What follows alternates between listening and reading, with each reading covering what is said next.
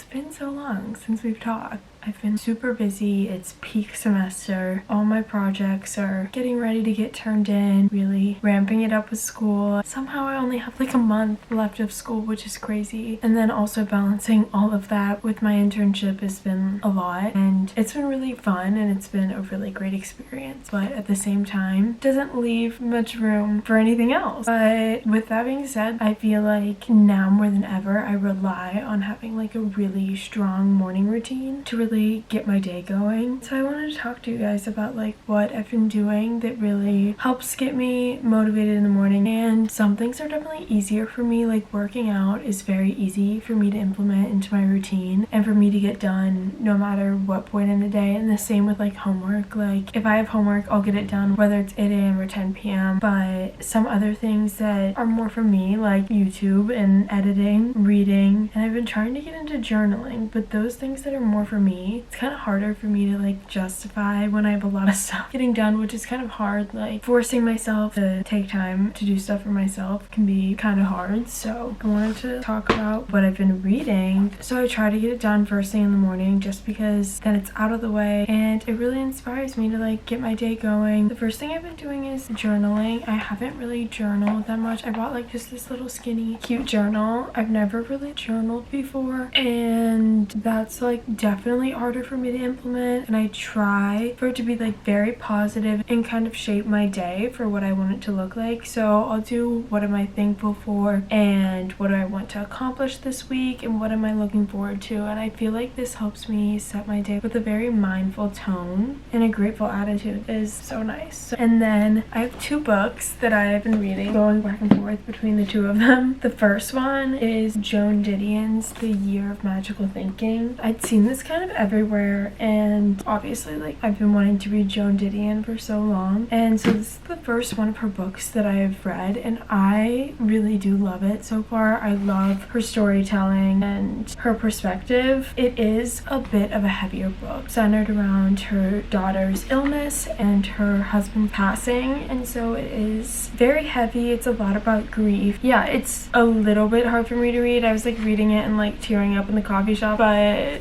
it is really good and I would definitely recommend it if you're somebody that's a bit more emotional like me. Take it slow.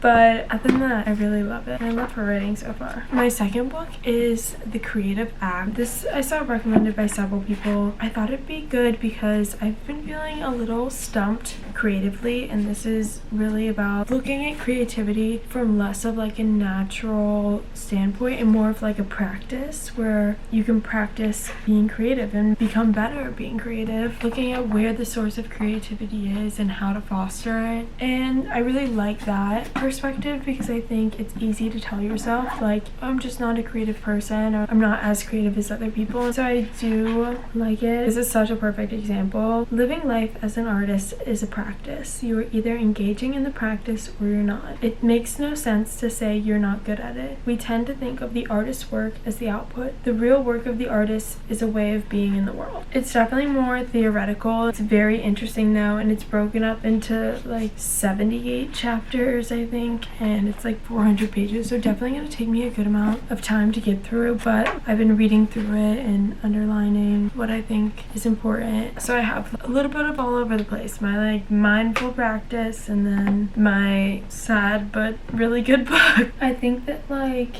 when you're in a very busy period of life, really establishing a routine is so helpful because you're like, I have an hour for my morning routine and I know I have to do it and I know I'm gonna take an hour, and then you can go on with the rest of your day. But really setting aside time for you and for the things that you love is so important, and I feel like I really struggle with that at some points. And yeah, I'm gonna go make breakfast and get my day started.